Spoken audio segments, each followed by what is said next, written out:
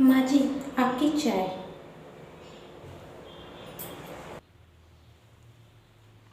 बहू, कभी सूरज निकलना भूल सकता है, पर तू कभी मुझे दोपहर के वक्त चाय देना नहीं भूल सकती।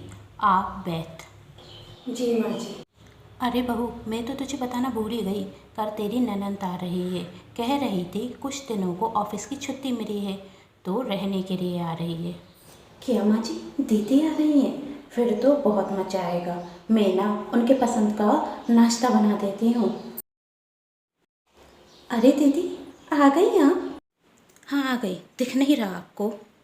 रास्ता छोड़िए, मैं कमरे में जाकर आराम करती हूँ। छोटी छोटी।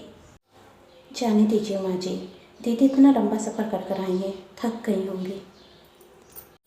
दीदी आप।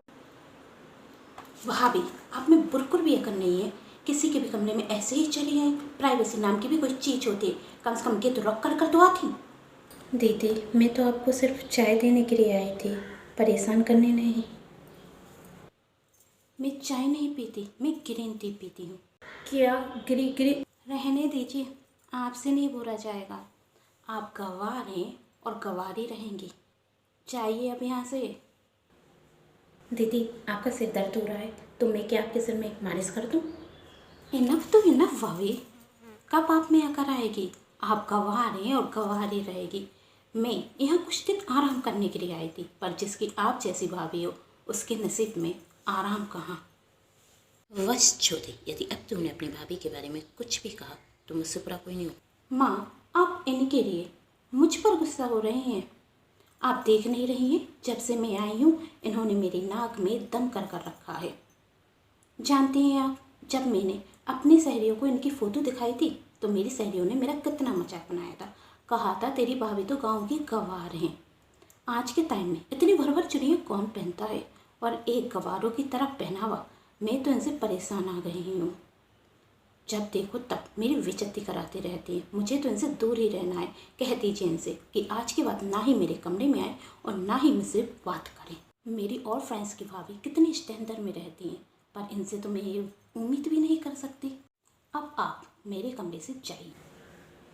रुको बहू, और छोटी तू आज अपनी भाभी की बेइज्जती कर रही, वो भी अपनी कुछ सहेलियों के कहने पर। भूल गई, जब भी तुझे अपना छोटा से छोटा काम कराना पड़ता था तो तू ही भाभी भाभी करते हुए उसके आगे पीछे घूमती थी। भूल गई, जब तुझे वहाँ नौकरी पर जाना था तो तेरी भाभी ने ही मुझे राजी किया था।